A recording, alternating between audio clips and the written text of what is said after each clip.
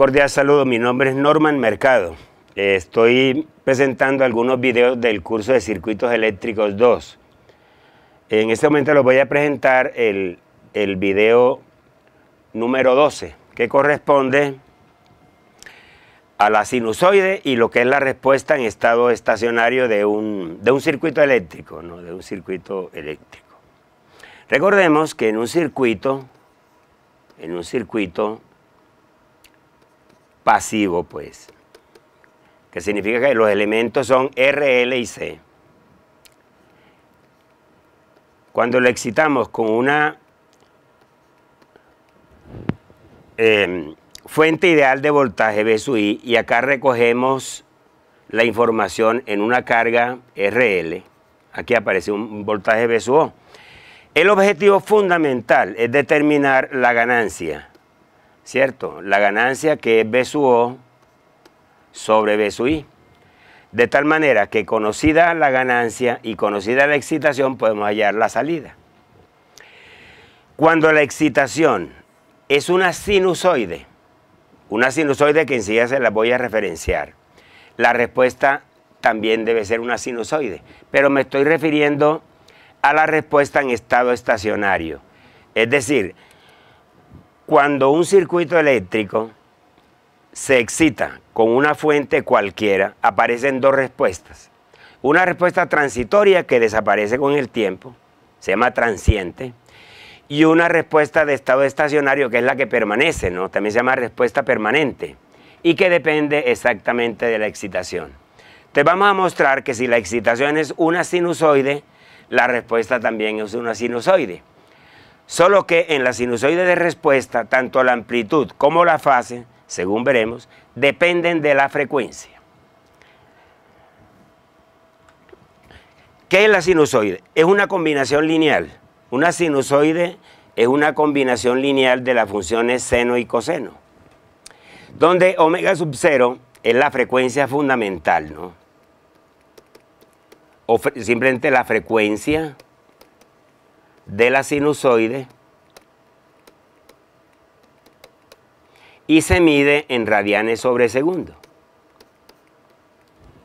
En circuitos, fundamentalmente cuando se hacen trabajos de simulación en SPICE, la frecuencia no la dan en términos de radianes sobre segundo, sino en hertz. Desde ese punto de vista, la frecuencia en hertz es omega sub 0 sobre 2pi. Es decir, la frecuencia en radianes es 2pi veces la frecuencia en hertz, ¿sí? Y el periodo de la onda, el periodo de la sinusoide, es 2pi sobre la frecuencia o simplemente 1 sobre la frecuencia en hertz. Ese periodo se mide en segundos, ¿sí? En segundos, en el sistema internacional de medidas.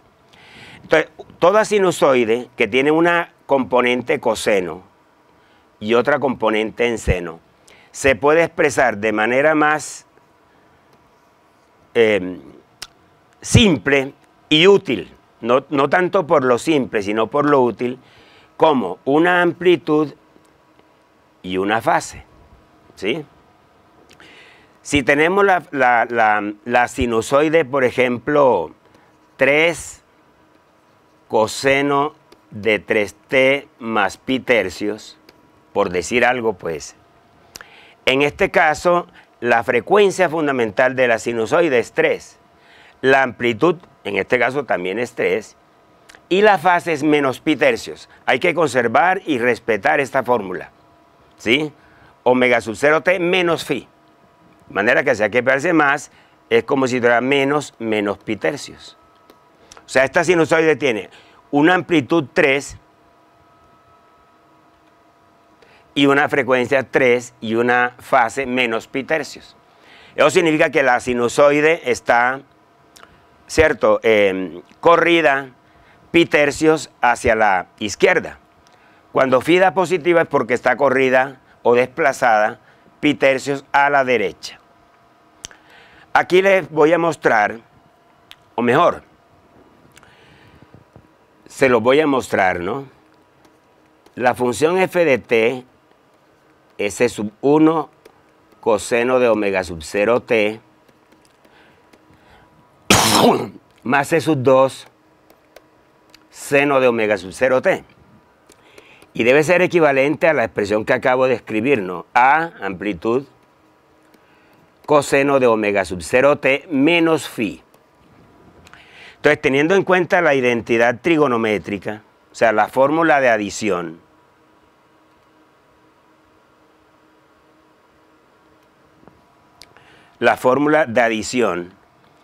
para el coseno, vamos a escribir la función f de t así. A que multiplica el coseno de alfa menos beta, de acuerdo con lo que se vio en trigonometría, ¿no? Es coseno alfa, coseno de beta, más seno alfa, seno de beta. Entonces quedaría coseno de phi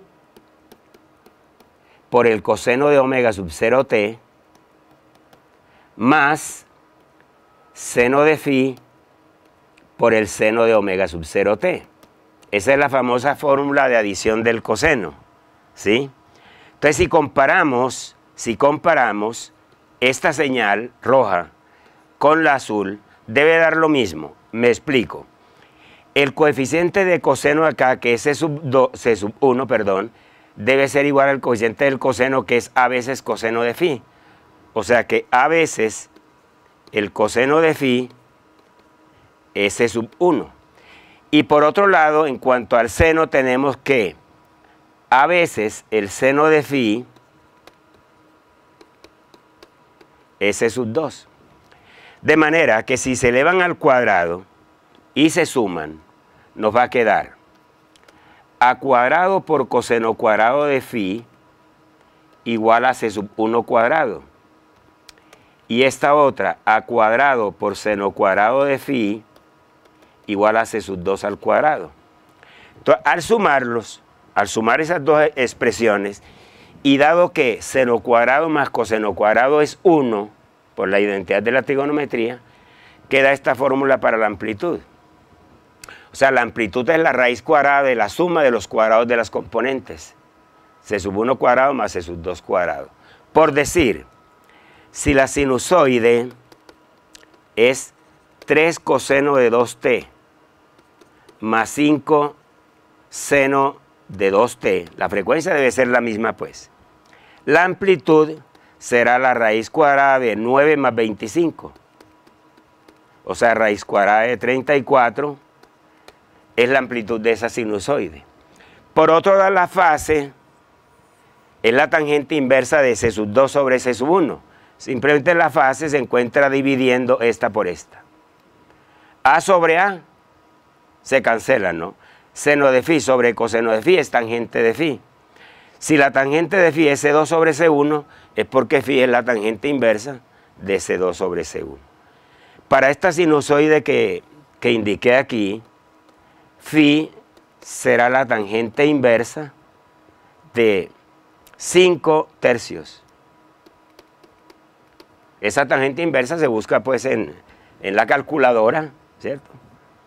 Y se puede escribir ya sea en grados o en radianes, aunque es más conveniente, ¿cierto?, escribirla en radianes porque omega sub 0 por t da radianes. No olviden que omega sub 0 es radianes sobre segundo. Y si la multiplico por t da radianes. Entonces, si voy a sumar ángulos, debe ser radianes con radianes o grados con grados. ¿Sí? Aquí le estoy mostrando dos sinusoides. Una sinusoide f de t, cuya amplitud es 10 y cuya fase vale 0. ¿Sí? En este otro caso, la amplitud para la función g de t, la amplitud es 8 y la fase es pi tercios. O sea, que la función f de t es la función sólida, ¿no? La gráfica, la línea sólida. Esa viene a ser f de t cuya amplitud es 10. Y la punteada es g de t. Mire que la punteada está desplazada pi tercios, ¿sí? Pi tercios respecto del eje vertical, ¿sí? Pi tercios respecto del eje vertical. Vamos a convenir en que la sinusoide, ahí hay dos, la primera que llegue a su máximo está en adelanto, o sea, f de t está en adelanto pi tercios con respecto a g de t. Y consecuentemente, pues, g de t estará en atraso respecto de f de t. Esa es una convención que nos va a acompañar en todo el tema hasta, por lo menos hasta la clase número 16. Ahora bien, lo que les decía al principio de la presentación, ¿no? La respuesta en estado estacionario, ¿sí?, es la respuesta que queda después de que desaparezca el transiente. Si la excitación es una sinusoide de amplitud E y fase 0, omega es la frecuencia, el voltaje de salida también debe ser una sinusoide. O sea, el voltaje de salida tendrá una amplitud, pero esa amplitud depende de la frecuencia. Coseno de omega t menos un ángulo que también depende de la frecuencia. Entonces, nuestro objetivo en esta parte del curso es determinar amplitud y fase en términos de la frecuencia. Significa que si la frecuencia de esta señal de entrada varía, la amplitud y la fase del voltaje de salida también varían. Varían al ritmo de la frecuencia. Ese es el objeto. Y hay diferentes técnicas que nos permiten determinar amplitud y fase. Hay diferentes técnicas. Una de esas técnicas que debió haberse estudiado en el curso de circuitos eléctricos 1, pero si no se estudió no importa, consiste en aplicar el método del operador inverso a la ecuación diferencial. Esa es una técnica. Otra técnica es hallar la función de transferencia y luego reemplazar S por J omega. Es otra técnica para determinar la... ¿cierto? Y otra que es con base en los diagramas de Bode, ¿sí? Con base en los diagramas de Bode de magnitud y fase, podemos hallar amplitud y fase. Vamos a ver cómo desarrollar esas tres técnicas, ¿no?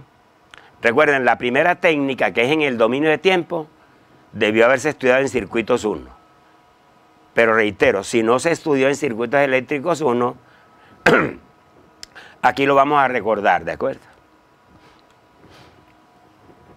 Como les digo, se demostrará que el voltaje de salida tiene una amplitud, que aquí la llamé B sub m, que depende de la frecuencia, y una fase que también depende de la frecuencia, ¿sí?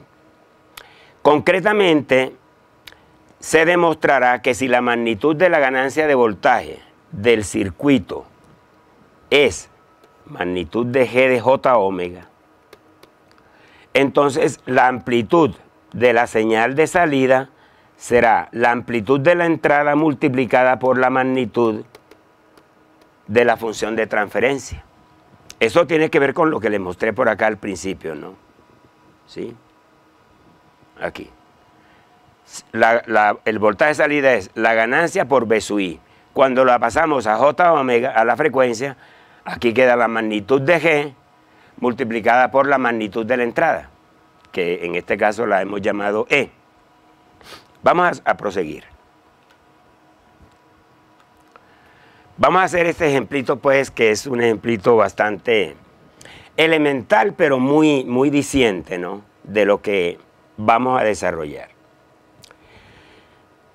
Vamos a encontrar el voltaje de salida para este circuito, sabiendo que la entrada, por supuesto, es una sinusoide, ¿no? Entonces vamos a hallar la ganancia de voltaje y vamos a determinar la respuesta de estado estacionario.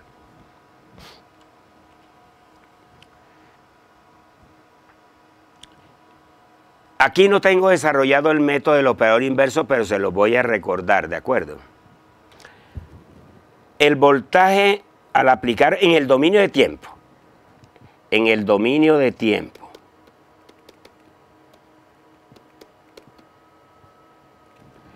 aquí está la corriente en el inductor, el voltaje en el capacitor y acá está el voltaje de salida. ¿Qué nos dice la ley de Kirchhoff para voltajes?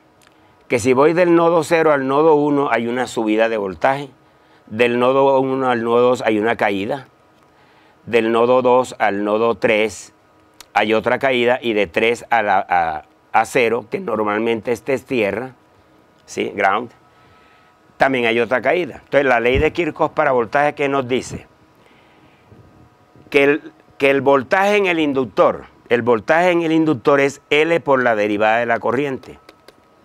El voltaje en un inductor es la inductancia L multiplicada por la derivada del voltaje, más el voltaje en el capacitor, más el voltaje en el resistor, que es 2 veces la corriente en el inductor, porque como están en serie, ¿no?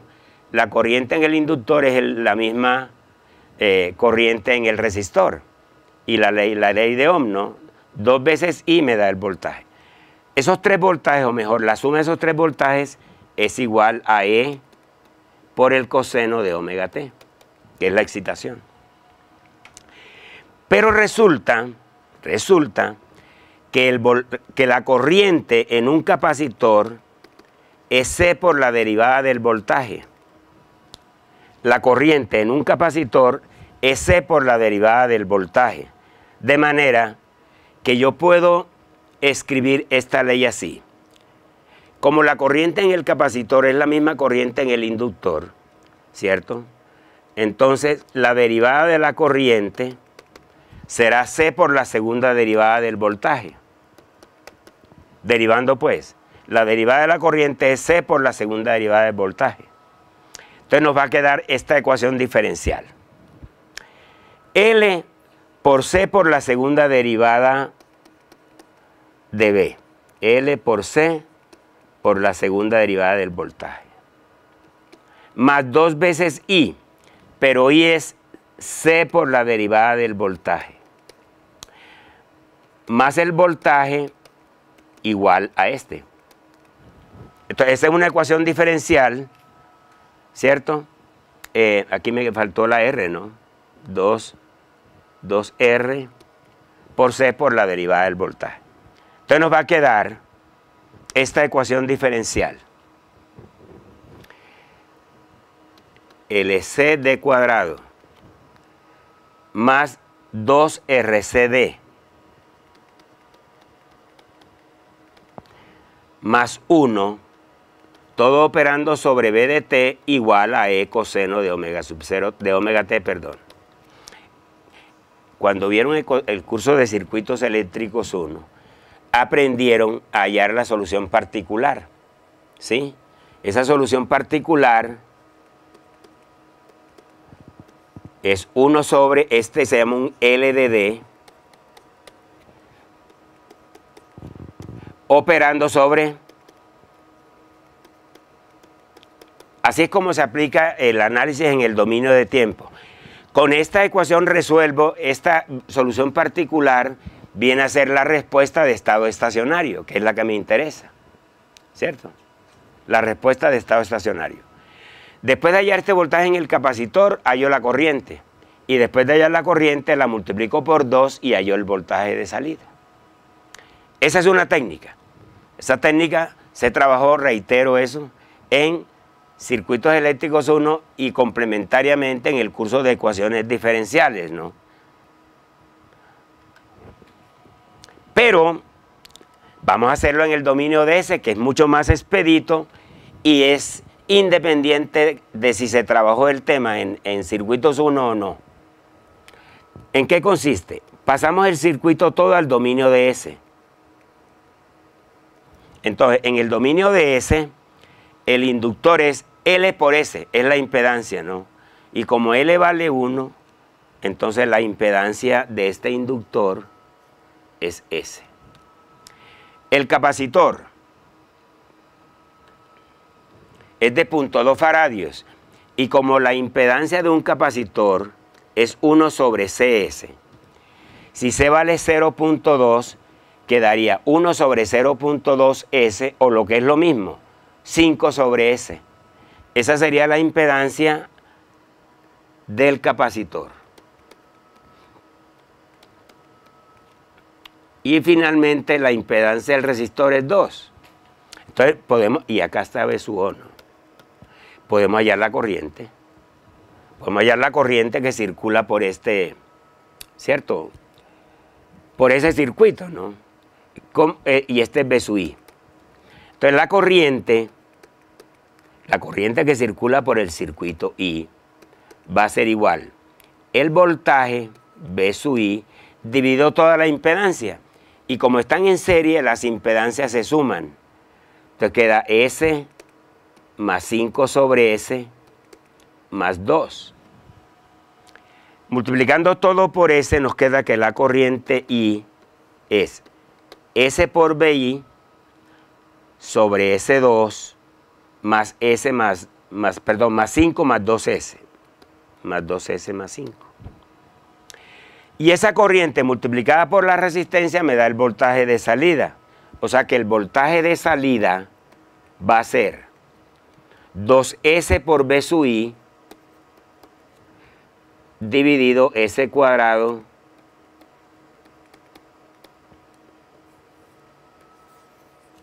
ese es el voltaje de salida.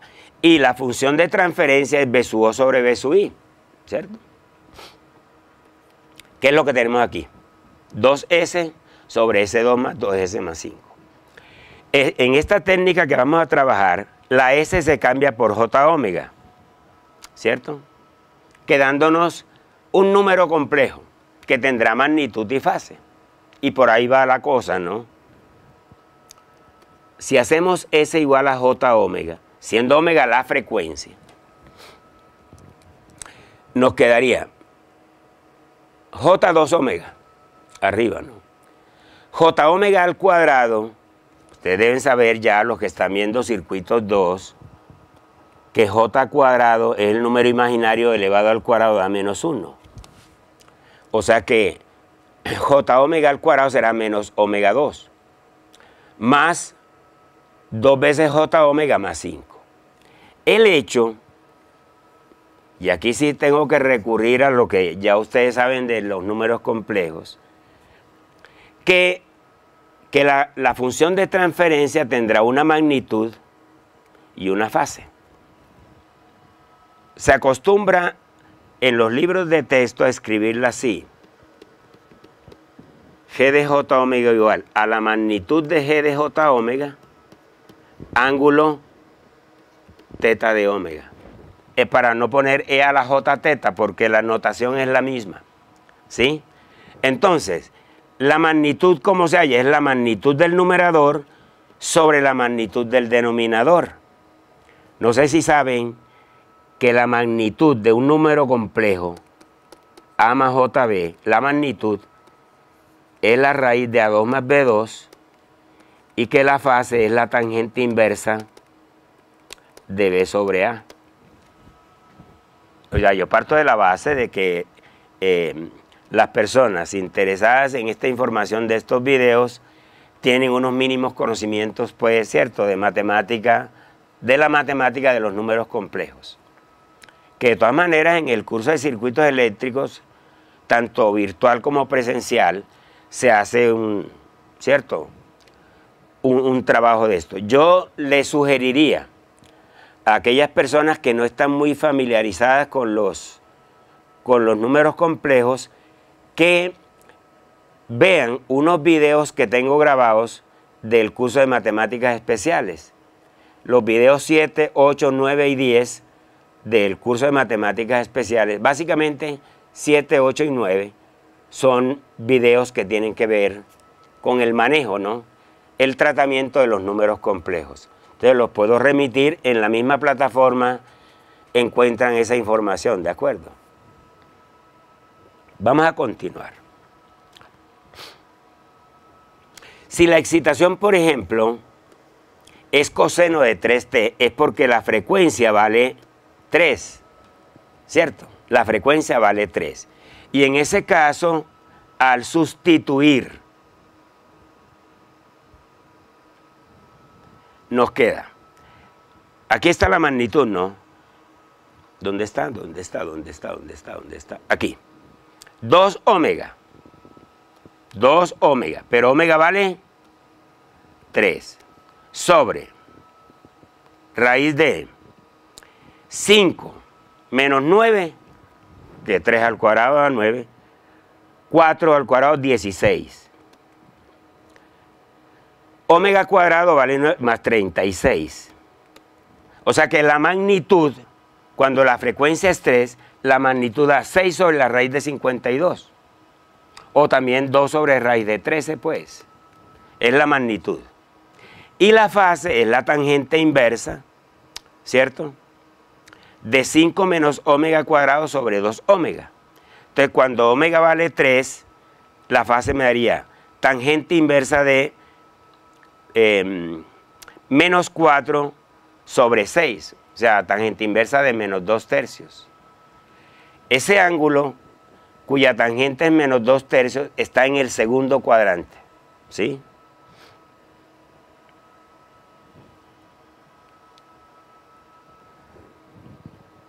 Entonces nos va a quedar que B sub O de T, 6 sobre raíz de 52, que es la, ¿cierto? Que es la, ¿cómo es? La fase, coseno de 3T menos teta. Y teta nos dio, teta, aquí hay un error. Se lo voy a corregir enseguida, pues, para no meter las 4.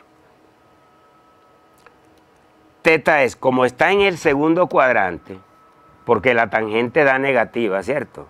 ¿Sí? Menos 2.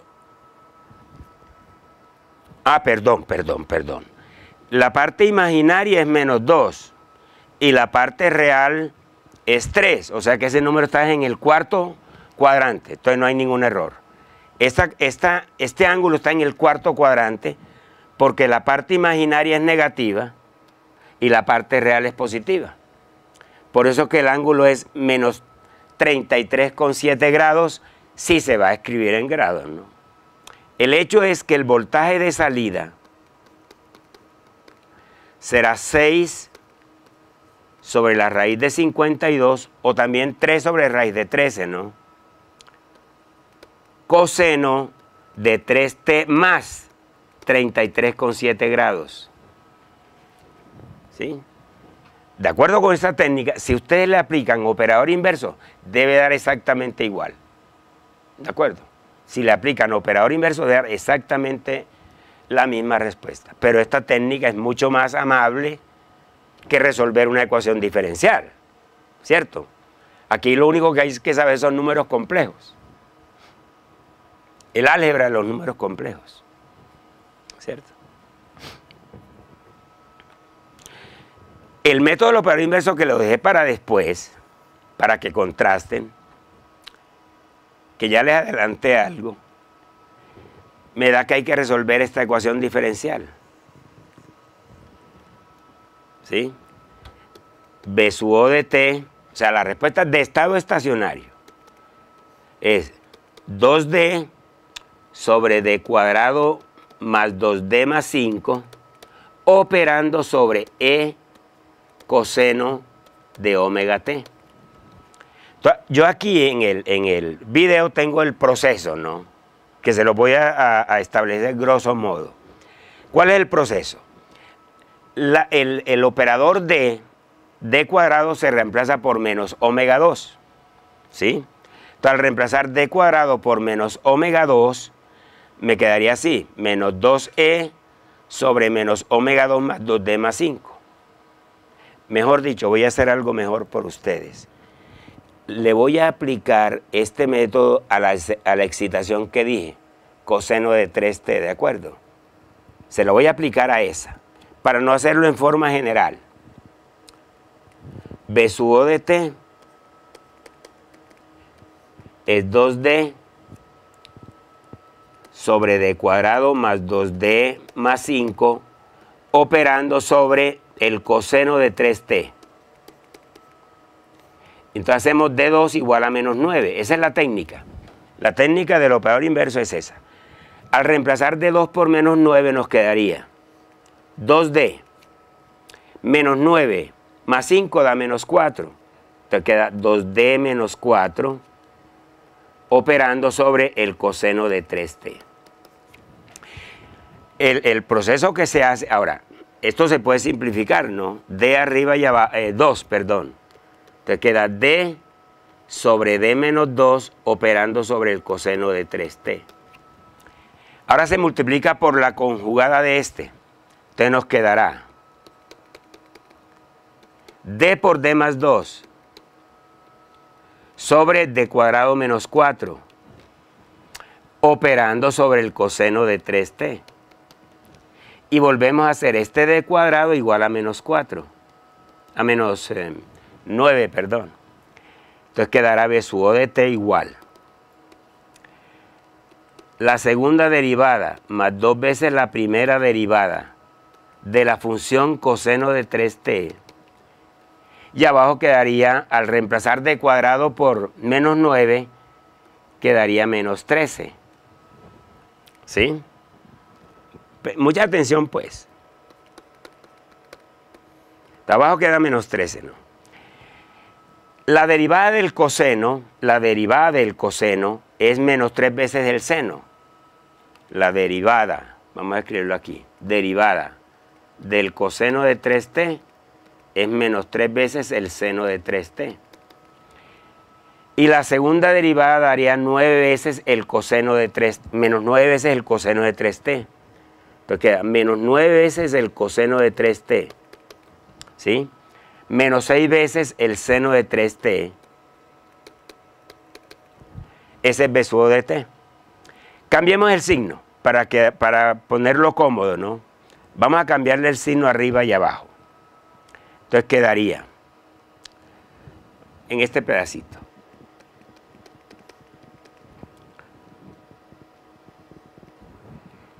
Nueve veces coseno de 3t más 6 seno de 3t sobre 13. Esa es la sinusoide de salida. Si ustedes le hallan la magnitud a esa sinusoide, la magnitud, ¿cierto? O la amplitud mejor, la amplitud de la sinusoide nos da abajo 13 y arriba queda raíz cuadrada de 81 más 36. Perdón, sí, 81 más 36. ¿Sí? Raíz cuadrada de 81 más 36. Que sería la raíz cuadrada de 117. ¿De acuerdo? O sea, quedaría raíz cuadrada 117 sí da. 81 más 36. Sí, 117.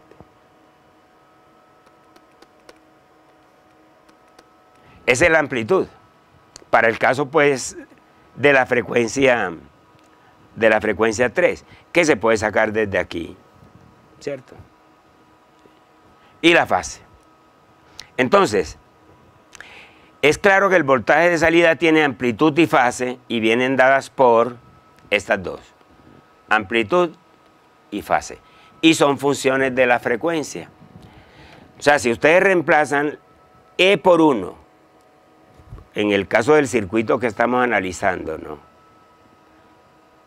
E por 1 y la frecuencia por 3, ¿sí? Que es esta, la magnitud es 1, amplitud, perdón, es 1 y la frecuencia es 3, obtienen exactamente el mismo resultado. 6 sobre raíz de 52, o sea, 2 sobre raíz de 13, 2 sobre raíz de 13. Y la fase tangente inversa de menos 2/3. El hecho es que independientemente, yo quiero reiterar esto, ¿no?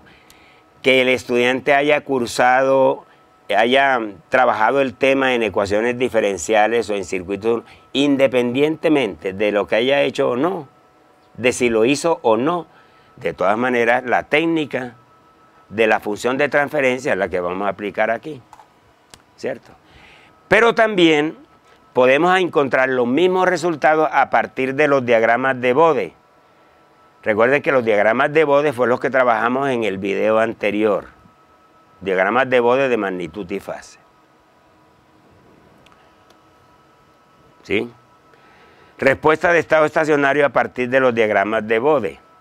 O sea, a partir de los diagramas de Bode de magnitud y fase, se puede determinar la respuesta de estado estacionario ante una excitación senoidal conocida. ¿Sí? Entonces, referencia a nuestro ejemplo, recuerden que los diagramas de Bode se pueden dibujar usando MATLAB y es la herramienta que vamos a utilizar. Se declara el numerador de la función, no olviden que la función de transferencia que obtuvimos es 2S sobre S2 más 2S más 5, ¿cierto? Esa es la función de transferencia. Entonces, el numerador es un vector, ¿no? 2, 0. El término independiente es 0. Y el denominador es los coeficientes, ¿no? 1, 2 y 5. Simplemente Bode num den.